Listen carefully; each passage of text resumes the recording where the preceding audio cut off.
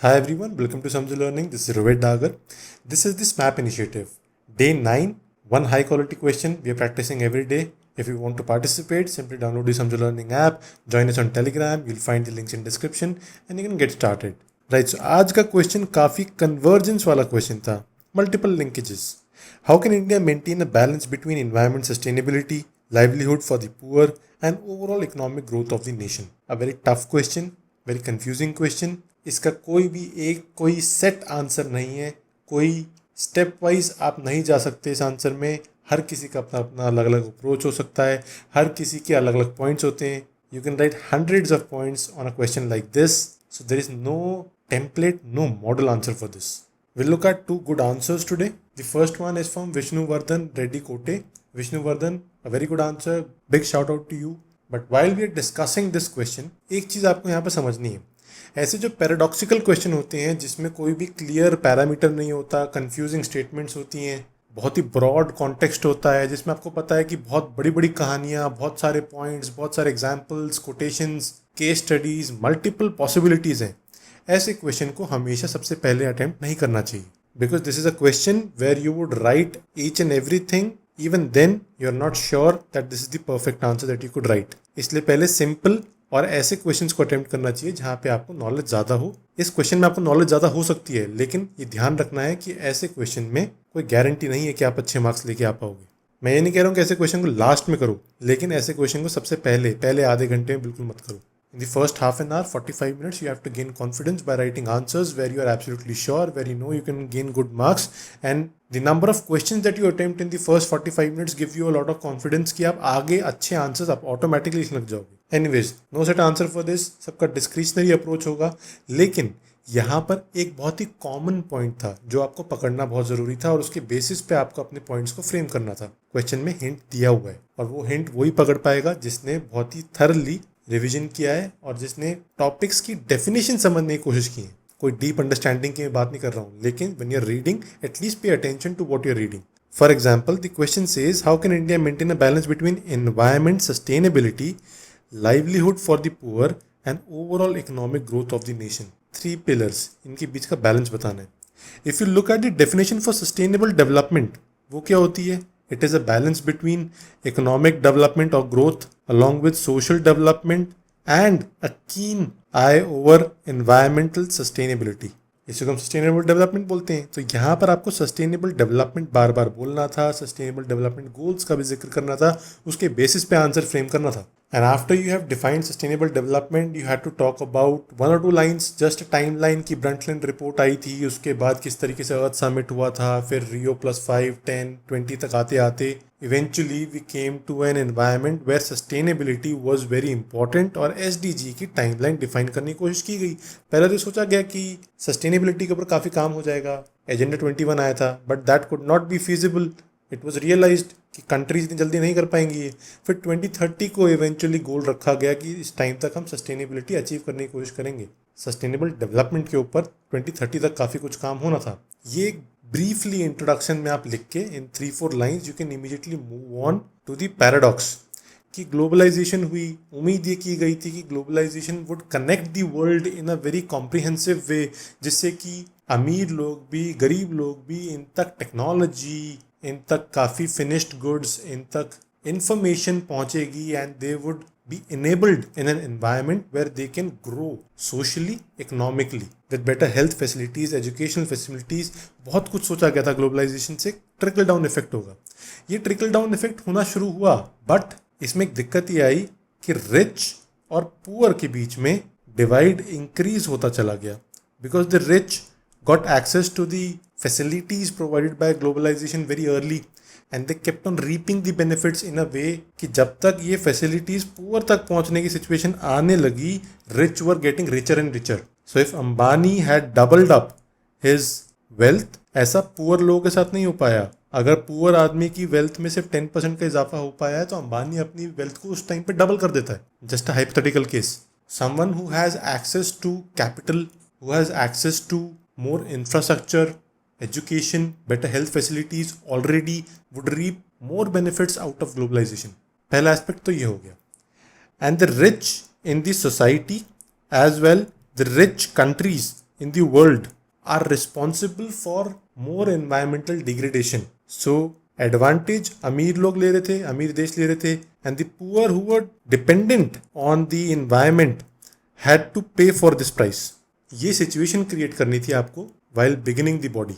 And then you would talk about how there were policy negligence at national, international levels, not only in India but throughout the world initially, and then it was thought that more effort has to be done in the coming years to cover up for that mistakes that we have done. और यहाँ पर role किस किस का होगा?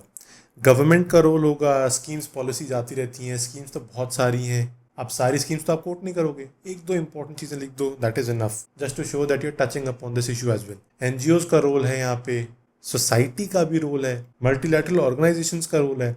जब society का role आता है देन यू टॉक अबाउट कि जो अर्बन पॉपुलेशन है इनको अपने बिहेवियर में इस तरीके के चेंजेस लाने होंगे जिससे कि eventually rural population, poor people, चाहे वो अर्बन पुअर हो चाहे वो रूरल पुअर हो, दोनों जगह पर they would directly and indirectly benefit. Example दे सकते हो कि भाई प्लास्टिक की पॉलिथीन्स को यूज़ मत करो, भले ही गवर्नमेंट बैन करना चाह रही है सिंगल यूज़ प्लास्टिक, आप भी एक अपना बिहेवियरल चेंज लाओ कि आप ऐसे हैंडीक्राफ्ट्स को, आप ऐसे जूट बैग्स को, ऐसी चीज़ों को यूज़ करोगे जिससे कि रूरल इकोनॉमी को, गरीब लोगों को हेल्प मिले.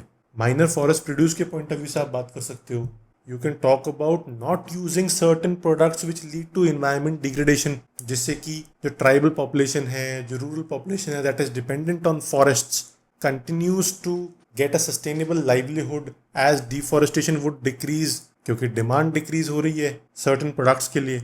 Use less paper, use more emails and electronic medium for your bank statements, for other possible paperwork, avoid करो उसको. ऐसे बहुत सारे एग्जाम्पल आप लिख सकते थे, कॉमन एग्जाम्पल्स लिखने थे जो कि पढ़ने वाले को लगे कि हाँ बिल्कुल सही बात है. ऐसे लिंकेजेस बनानी थी, राइट. सो सबसे पहले हम विष्णुवर्धन का आंसर देखते हैं.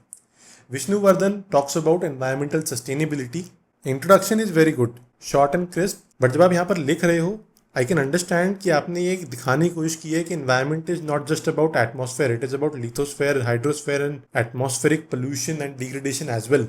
जैसे कि आप फॉरेस्ट कवर के बारे में बता रहे हो, उसमें ये भी लिखो कि soil degradation, agricultural aspects, marine pollution, ये सब चीज़ों को भी एक एक वर्ड लिख दो जिससे कि दिखाई दे कि आप होलिस्टिकली बात कर रहे हो. एनवायरमेंटल सस्टेनेबिलिटी का मतलब जस्ट ये नहीं है कि आप पोल्यूशन कम कर दो या क्लाइमेट चेंज के बारे में बात कर दो या ग्रीन हाउस गैसेस के बारे में बात करते चले जाओ. इसलिए ऐसे वर्ड्स को केयरफुली यूज करो, ब्रॉड कॉन्टेक्स्ट में बात करो. Then Harshvardhan talks about environmental sustainability as a hindrance to economic growth and livelihood of poor as adding and reinforcing economic growth and livelihood for the poor. Points decent हैं. Next, examples of balancing sustainable way of life with economic growth and livelihood for the poor. यहाँ पे मुझे examples आपके काफ़ी अच्छे लग रहे हैं जिनकी मैं बात कर रहा था, वही एग्जाम्पल्स आपने लिखे हुए हैं. But you have taken a lot of space explaining these examples. ये आपके बड़ी आराम से ऊपर के पोर्शन में ही आ सकते थे अगर आप सिंपल लाइंस में लिख देते. यहाँ बॉक्सेस बनाने की जरूरत नहीं थी. ऐसा मुझे लग रहा है कि आपने जगह जानबूझ के यूज़ की है to use the space that is available. ऐसा इंप्रेशन आ रहा है, although I could be wrong, but है you could talk about these aspects as well. थोड़ा सा और चीज़ें यहाँ पे आ सकती थी. Overall good answer. ऐसे आंसर्स में बहुत ज़्यादा मार्क्स की एक्सपेक्टेशन मत रखना बिकॉज यहाँ पे मल्टीपल पॉइंट्स और मल्टीपल सिनेरियोज की एक्सपेक्टेशन आपसे हो सकती है. Overall this would be an 8.5 out of 15. Still I am saying I could be lenient while marking these answers, right. So another answer which is also good answer, Pinki Devnath. एक छोटी सी कमी बता रहा हूँ उसमें before I move on to the good aspects. एक छोटी सी कमी ये है कि इन्फॉर्मेशन ओवरलोड मुझे लग रहा है कि बहुत सारी चीज़ें इसमें लिखी हुई हैं आंसर में, कि फ्लो बनाने से अच्छा जितनी चीज़ें पता है सब कुछ लिख डालो, क्या पता कौन सी पसंद आ जाए एग्जामिनर को. ऐसा नहीं होता है. ऑल्दो इंप्रेशन ये आता है कि आपने बहुत अच्छे से प्रिपरेशन की, आपको चीज़ें काफ़ी सारी पता हैं, लेकिन कभी कभी चीज़ें बैकफायर भी कर जाती हैं. इसका मतलब ये नहीं है कि जो आपको पता है आप ना लिखो, but keep in mind sometimes it is okay to leave a thing और to if you are too confident your answer is very good. थोड़ा सा उसको कट शॉर्ट करके अच्छी चीज़ों के बारे में लिखो, जो आपको मोस्ट इंपॉर्टेंट एस्पेक्ट लगते हैं उनके बारे में लिखो. चैलेंजेस आपने काफ़ी सारे लिखे हैं, काफ़ी अच्छे लिखे हैं. Faced by India in this regard, ये मुझे काफ़ी इंटरेस्टिंग लग रहा है किस तरीके से आप लिंकेज बनाने की कोशिश कर रहे हो between the 3 aspects that we are discussing. लेकिन इस जगह पे थोड़ी सी गड़बड़ आपने कर दी है. You are repeating points. I can understand you are trying to explain the context related to each and every point, but trust me that is not required. Repetitive points लिख के आप अपनी वर्ड लिमिट्स खा रहे हो और कुछ नहीं कर रहे हो. You could have simply listed these points together and without even putting arrows, जिस तरीके से आपने लिखा है वैसे लिखो, इतना समझ में आता है एग्जामिनर को आप किस चीज़ को लिंक करना चाह रहे हो. If you have written 3-4 points here, 2 in the middle and 3 here, इतना समझ में आता है. Everything is interconnected in the broad context. You just have to list down those points and show that you're trying to connect them rather than individually pointing arrows at each and every point. फिर उसके बाद context आपने यहाँ पे अच्छा build किया है कि किस तरीके से India inclusive and sustainable development लेके आ सकते हैं. SDG किसी ने मेंशन नहीं किया है, a bit strange, but anyways ये ध्यान में रखना कि आप इसको यूज़ कर सकते थे. बाकी स्कीम्स आपने भर के लिखी हैं, ये मैं देख पा रहा हूँ. So many schemes, so many initiatives that you've written. आप वर्ड लिमिट के अंदर हो इसीलिए ठीक है, इसमें कोई खराबी नहीं दिख रही है. And then you have nicely put up a conclusion. Overall good answer. I would give this a 9 out of 15. थोड़ा और इंप्रूवमेंट्स कर सकते थे इसमें, जो मैंने पॉइंट शुरू में बताए थे उनको इनकॉर्पोरेट करने की कोशिश करो. Right, so these were the 2 answers that we are supposed to discuss today. Those of you want to participate, I leave a link in description. App को डाउनलोड करो, टेलीग्राम पे फॉलो करो and get started. All right, see in the next video. Thank you.